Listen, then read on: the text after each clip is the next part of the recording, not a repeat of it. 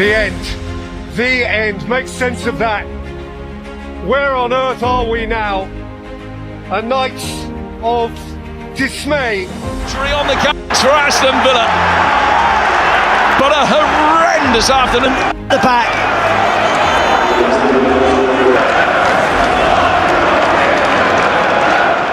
አርሰናል ከ22 ዓመታት ስቃይ በኋላ እንዴት የፕሪሚየር ሊግ ሻምፒዮን ሆነ?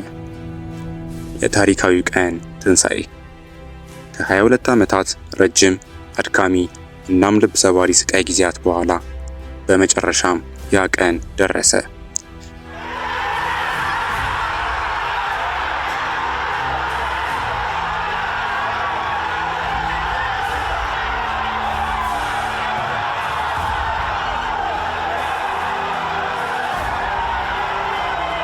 መድፈኞቹ የአውሮፓን እግር ኳስ በኩራት ተቆጣጥረውታል።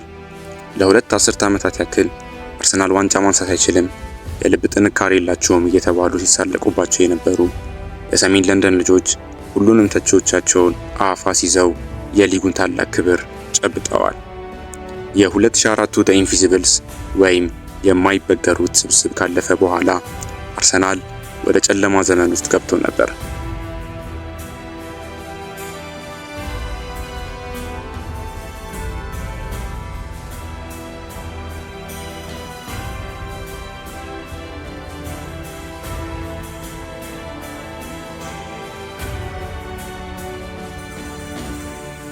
ነገር ግን የስኬት ዝም ብሎ በአንድ ጀንበር የመጣ አይደለም። ዛሬ የምንመለከተው በሚኬል አርቴታ ላይ ስለወረደው የስድብና የትችት ናዳ ደጋፊዎቹ ሂደቱን እመኑ ወይንም ትረስት ዘ ፕሮሰስ በሚል መሪ ቃል ያሳዩትን ታማኝነት እናም ተጫዋቾቹ ሜዳ ላይ የከፈሉትን ታላቅ መስዋዕትነት ነው።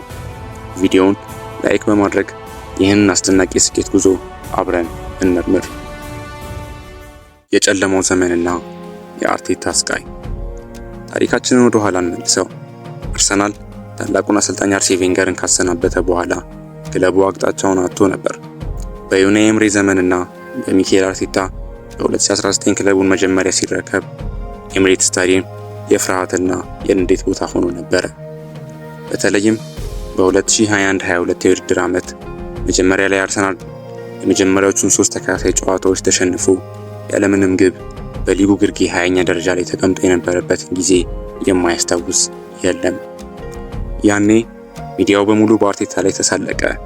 ልምድ የሌለው ረዳት አሰልጣኝ ነው፣ ክለቡን ወደ ታችኛው ሊግ ሊወስደው ነው የሚሉ የትችት ናዳዎች ወረዱበት። አርቴታ ግን በክለቡ ውስጥ ትልቅ ቀዶ ጥገና በመስራት ላይ ነበር። የቡድኑን ከባቢ አየር የሚበክሉ ከፍተኛ ደሞዝ የሚከፈላቸው እንደ ፒየር-ኤምሪክ ኦባሜያንግ ያሉ ኮከቦችን ከክለቡ እስከ ማባረር ደረሰ።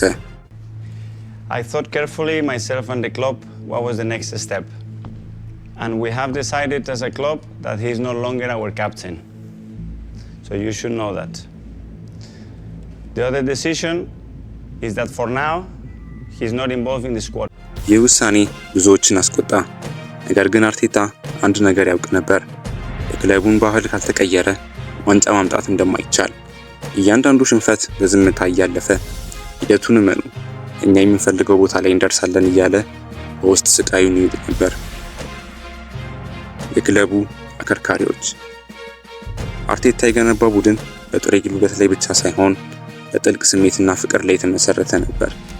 ለዚህ ዋንጫ መገኘት ደግሞ የተጫዋቾቹ ሚና ተኪ የሌለው ነው። ቡካዮ ሳካ በኢሮ 2020 ፍጹም ቅጣት ምት ሰጥቶ በዘረኝነት ስድብ ሲሰቃይ የነበረው ያ ታዳጊ ዛሬ የአርሰናል የልብ ትርታ ሆኗል። በክንፍ በኩል እያጠቃ ግቦችን እያስቆጠረና ለሌሎች በማመቻቸት የቡድኑ ቁልፍ መሪ ሆነ። ማርቲን ኦዴጋርድ በሪያል ማድሪድ ቤት የማይረባ ታዳጊ ተብሎ ተስፋ ተቆርጦበት የነበረው ኦዴጋርድን አርቴታ የአርሰናል ካፒቴን አደረገው። ኦዴጋርድ ሜዳ ላይ እንደ ምህንድስና ባለሙያ ጨዋታውን እየመራ ቡድኑ ሲደክም እያነቃቃ እውነተኛ መሪነቱን አሳይቷል። ሳሊባና ጋብሪኤል በተከላካይ መስመር ላይ እንደ ብረት የጠነከረው ይህ ጥምረት አርሰናል እንደ ቀድሞ በቀላሉ የማይበገርና የትኛውም ታላቅ አጥቂ ማቆም የሚችል የአጥር ግንብ እንዲኖረው አድርጓል። ከነዚህ በተጨማሪ እንደ ዴክላን ራይስ ያሉ ተጫዋች መምጣት ለቡድኑ የማይበገር አማካኝ መስመርና የባህሪ ጥንካሬ ሰጥቶታል። ተጫዋቾቹ ዝም ብለው ለደሞዝ ብቻ ሳይሆን ለክለቡ አርማ ደማቸውን አፍስሰው ለመጫወት ዝግጁ ነበሩ። 12ኛው ተጫዋች። ይህ ዋንጫ የ12ኛው ተጫዋች ጨርሶ ሊታሰብ አይችልም። እነርሱም የአርሰናል ደጋፊዎች ናቸው። ከዚህ በፊት የኤምሬትስ ስታዲየም እንደ ቤተ መጻሕፍት ጸጥ ያለ ነው እየተባለ ይተች ነበር። ደጋፊው በክለቡ ተስፋ ቆርጦ ስታዲየም መምጣት አቁሞ ነበር። ነገር ግን ባለፉት ጥቂት ዓመታት ውስጥ በኤምሬትስ ላይ የታየው ለውጥ ታሪክን ቀይሯል። ሉዊስ ዴንፎርድ የዘመረው ኖርዝ ለንደን ፎርኤቨር የተባለው መዝሙር የክለቡ ኦፊሻል መዝሙር ከሆነ በኋላ ጨዋታ ከመጀመሩ በፊት 60,000 ደጋፊ በህብረት ሲዘምረው የተቃራኒ ቡድን ተጫዋቾች ጉልበትን ያንቀጠቅጥ ነበር።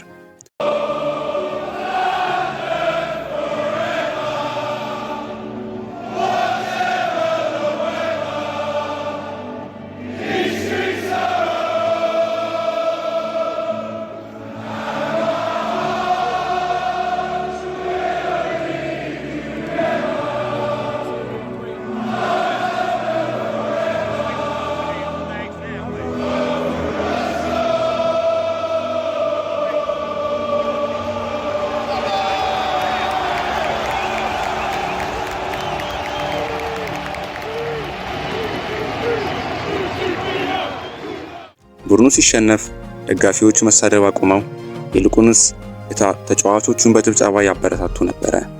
ቡካዮ ሳካ በአንድ ወቅት እንደተናገረው ስታዲየም ውስጥ ያለው ፍቅር እንድንበር ያደርገናል ብለዋል። ደጋፊዎቹ አርቴታና ወጣቶቹን ተጫዋቾች በጥበቃ ስር አደረጓቸው። ያ የነበረው መከፋፈል ጠፍቶ ቦርድ፣ አሰልጣኝ፣ ተጫዋችና ደጋፊ አንድ የልብ ምት ሲሆኑ ዋንጫው ወደ ሰሜን ለንደን መምጣቱ አይቀሬ ነበር። የመጨረሻው ፉክክርና የድል አክሊል። ላለፉት 2 የውድድር ዓመታት አርሰናል ከፔፕ ጋርዲዮላ ማንቸስተር ሲቲ ጋር እስከ መጨረሻው ሰዓት ድረስ ተፋልሞ በጭንቅላት ልዩነት ዋንጫውን አጥቶ ነበር። ያኔ ብዙዎች አርሰናል ዳግመኛ ሊያገግም አይችልም፣ ስነ ልቦናቸው ተሰብሯል አሉ። ነገር ግን አርቴታና ልጆቹ ከስተታቸው ተማሩ። በዚህኛው የውድድር ዓመት የበለጠ ጨካኝ፣ ይበልጥ ጠንካራ እና ፍጹም ስህተት የማይሰሩ ሆኑ። በሜዳቸውም ሆነ ከሜዳቸው ውጪ ግዙፍ ክለቦችን በብልሃት እያሸነፉ ነጥብ መጣል አቆሙ። የመጨረሻ የውድድር ቀን ፊሽካ ሲነፋ አርሰናል በዩኤፋ ፕሪሚየር ሊግ ሻምፒዮን መሆኑ ሲረጋገጥ በለንደን ከተማ ሰማዩ በቀይ ቀለማት ተሸፈነ። ያ ለ22 ዓመታት የቆየው የዋንጫ ድርቅ አከተመ። ሚኬል አርቴታ ሜዳው መሃል ላይ ቆሞ ወደ ሰማይ ሲመለከት በዓይኖቹ ላይ ይፈሱ የነበሩት እንባዎች ያለፉትን 5 ዓመታት የትችት፣ የጭንቀት እናም የድካም ዋጋ የከፈሉ ነበሩ። የአዲሱ ዘመን መጀመሪያ። ተመልካቾች፣ የአርሰናል የዋንጫ ጉዞ ለእግር ኳስ ዓለም ትልቅ ትምህርት የሰጠ ነው። ስኬት በትዕግስት በባህል ለውጥና በአንድነት ውስጥ እንደሚገኝ አሳይቷል። አርሰናል አሁንም ዝም ብሎ የአንድ ጊዜ ሻምፒዮን አይደለም። ለሚቀጥሉት በርካታ ዓመታት በአውሮፓ እግር ኳስ ላይ የበላይነቱን ለመያዝ የሚችል ወጣትና ረሃብተኛ ቡድን ገንብቷል። እናንተስ ተመልካቾች በዚህ ታሪካዊ የአርሰናል የዋንጫ ጉዞ ላይ ምርጡ ተጫዋች ማን ነበር ትላላችሁ? የአርቴታስ ጽናት አስገርሟችኋል? አስተያየታችሁን ኮሜንት ላይ አስፍሩልኝ። ቪዲዮውን ላይክ እና ሰብስክራይብ ማድረግ እንዳትረሱ። በሚቀጥለው ቪዲዮ እስከምንገናኝ ኖርዝ ለንደን ፎርኤቨር።